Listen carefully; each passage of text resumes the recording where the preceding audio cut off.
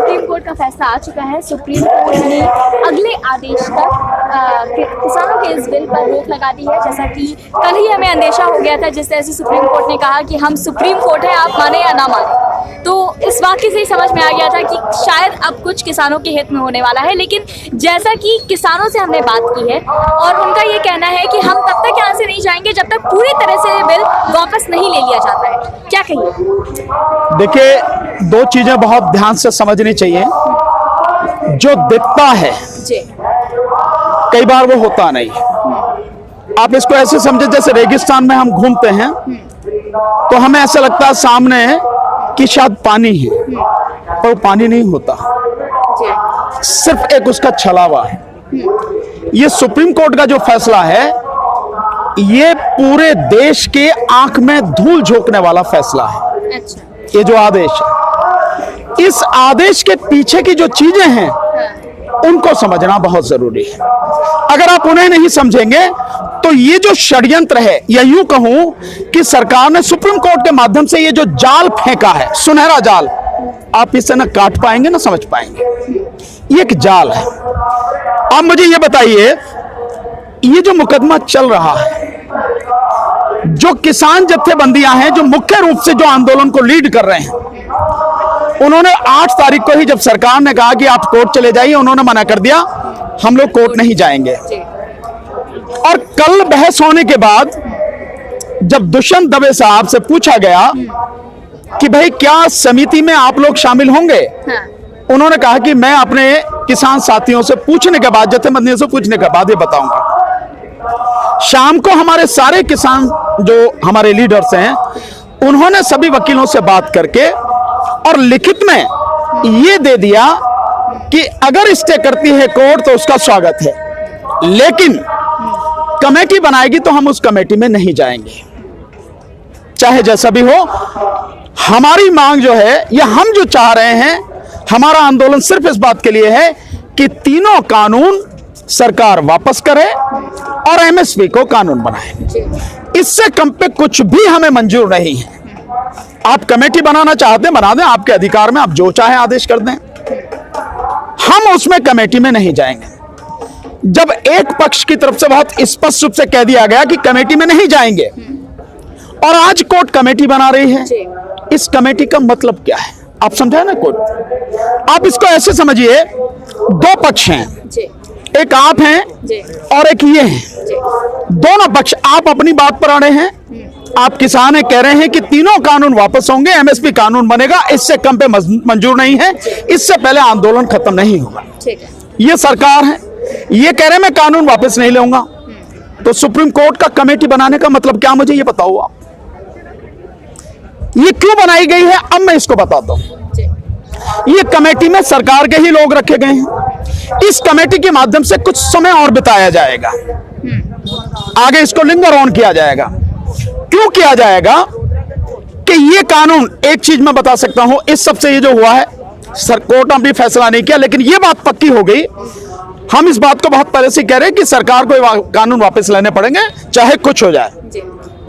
तो अब इससे ये सिद्ध हो गया है कि सरकार ये कानून वापस लेगी, निश्चित रूप से लेगी, लेकिन अपने आप संसद में वापस नहीं लेगी, रिपील नहीं करेगी।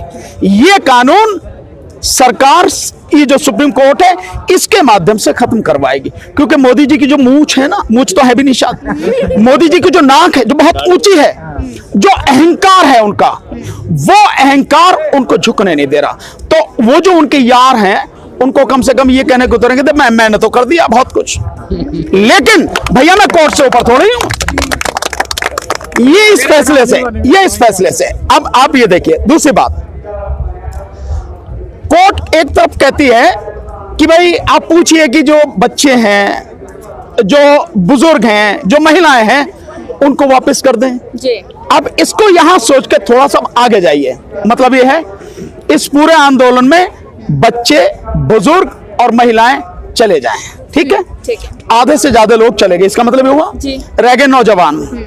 जब नौजवान रह जाएंगे तो इन्हीं नौजवानों के बीच में आरएसएस के गुंडे भिजाए जाएंगे, वही आके यहां गुंडागर्दी करेंगे, पत्थरबाजी होगी, गोलीबाजी होगी और उसका नाम यह दिया जाएगा कि भी आंदोलन में गुंडागर्दी हो रही है, आंदोलन में सारी की सारी आतंकवादी गतिविधियां हो रही हैं, फिर जो फोर्स है उसका इस्तेमाल करके लोगों को मारा जाएगा। यह भी तो हो सकता है, हो सकता नहीं हो सकता। बात यह है, मतलब ये नहीं है कि यहां बुजुर्ग, महिलाएं और बच्चे हैं। अगर आपको इतना ही दर्द है इनका, आपको इतनी ही पीड़ा है, हमारे 70 से ज्यादा साथी शहीद हो गए है नहीं है, और बच्चे हैं, इतनी पीड़ा है आपको। क्योंकि अगर आप देखें, मैं वहां गया था परसों टीकरी बॉर्डर पे, एक महिला अपने 4.5 महीने के बच्चे को लेकर आंदोलन में है। आप समझ सकते हैं कि आंदोलन के साथ जुड़े हुए लोगों की जो निष्ठा है कितनी जबरदस्त है, उनका जज्बा, उनका समर्पण कितना जबरदस्त है। और कोर्ट को अगर ये लगता है कि ये सारी दिक्कतें हैं, तो क्या कोर्ट को नहीं चाहिए कि रात दिन बैठक करके, लगातार बैठक करके इस मामले को पूरी तरह से फाइनली डिसाइड करे? कोर्ट को नहीं चाहिए? क्या कोर्ट के पास में इस बात से मुकदमा गया हुआ है कि इस आंदोलन को खत्म कर दिया जाए? ये आंदोलन को हटाने को ऊपर बात कर रहे हैं, ये तो हट भी सकता है। आप इसको डिसाइड कर दीजिए, तीनों कानूनों को खत्म कर दीजिए, नल एंड वॉइड डिक्लेयर कर दीजिए। संविधान के अनुसार सुप्रीम कोर्ट को पावर है, हम तो चले जाएंगे, हम कौन बैठना चाहते हैं यहाँ? लेकिन आप वो डिसाइड नहीं कर रहे। क्यों नहीं कर रहे? आपको क्या दिक्कत है? क्यों कमेटी बना रहे हो? क्यों स्टे कर रहे हो? अगर आप, आज की तो बात नहीं है, सुप्रीम कोर्ट पहले भी रात भर चली है। जब आप ऐसे मसलों में रात भर चल सकते हो, तो इन मामलों में तो डिसाइड कर सकते हो आप। क्यों नहीं आप डिसाइड कर रहे हैं? आप तो कोर्ट को काम क्या करना था? उसके सामने जो समस्या है, उसका सबसे बढ़िया जो काम था, जो कोर्ट का है, कोर्ट को न्याय करना है। बिचौलिया का काम थोड़ी करना कोर्ट को। कोर्ट को न्याय करना है ना, इसी के लिए है अदालत। लेकिन वो बिचौलिया का काम कर रही है। क्यों कर रही है बिचौलिया का काम? तो इससे ये संदेह होता है, और संदेह पक्का होता है कि कोर्ट भी जैसे सरकार चाह रही है उसी के हिसाब से सारे काम कर रही है। होना क्या चाहिए था कोर्ट को? कोर्ट के सामने सवाल यह होना चाहिए था, क्या ये तीनों कानून संविधान के अनुसार बनाए गए हैं? क्या केंद्र सरकार को इन कानूनों को बनाने का अधिकार है, या केंद्र सरकार ने राज्य सरकारों का अधिकार छीन के जबरदस्ती और कानून बनाए हैं? अगर ऐसा है तो क्यों ना इन कानूनों को खत्म कर दिया जाए? क्या इन कानूनों को बनाने में जो संवैधानिक प्रक्रिया जिसका इस्तेमाल होना चाहिए उसका इस्तेमाल हुआ है?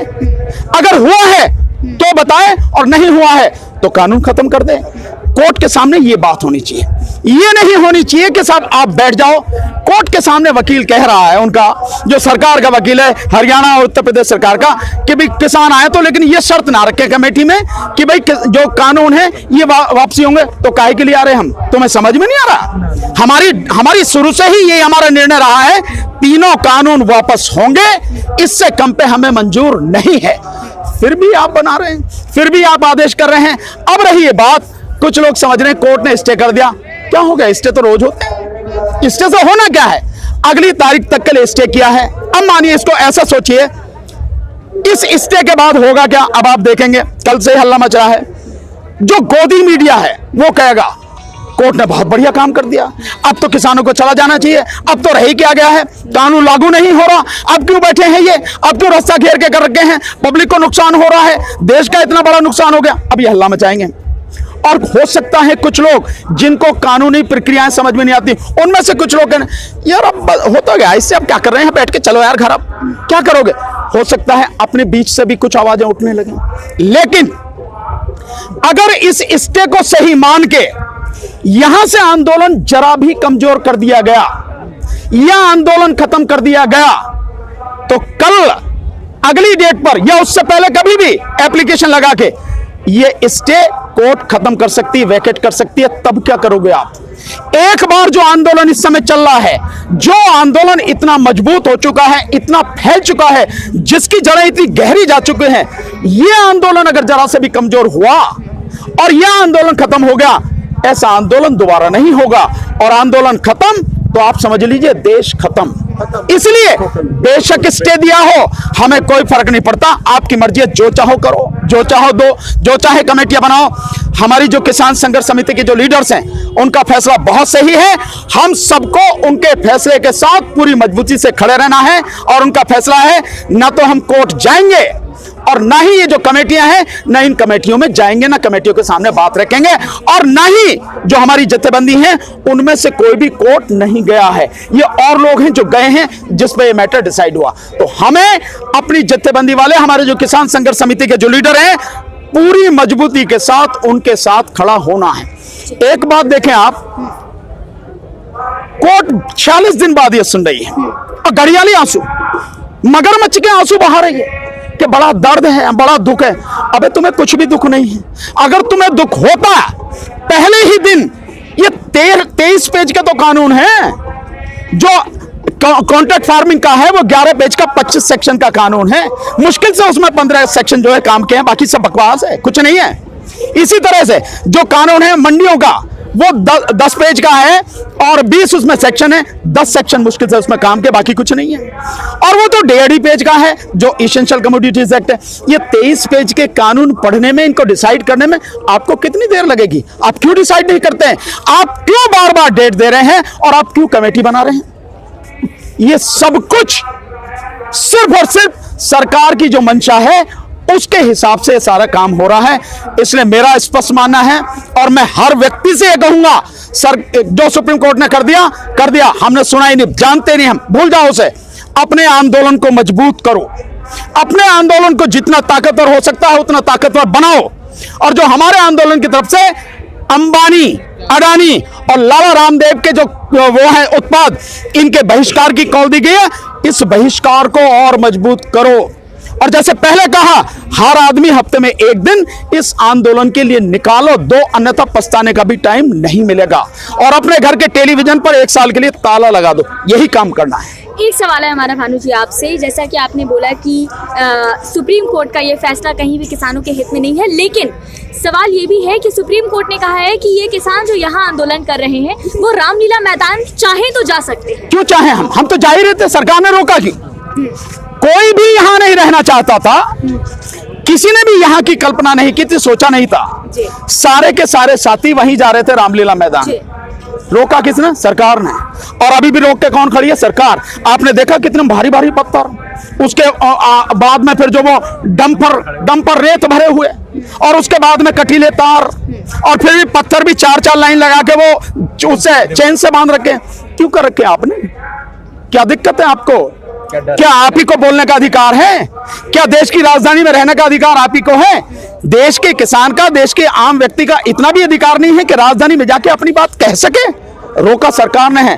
तो हमसे सवाल पूछने की बजाय कोर्ट को जो भी सवाल करने हैं वो उस सरकार से करे, उस सरकार से करे जो उसकी आंखों के सामने, सुप्रीम कोर्ट की आंखों के सामने हमारे सारे संवैधानिक अधिकारों का हनन कर रही है, उनको खत्म कर रही है। उनसे बात करें, हमसे बात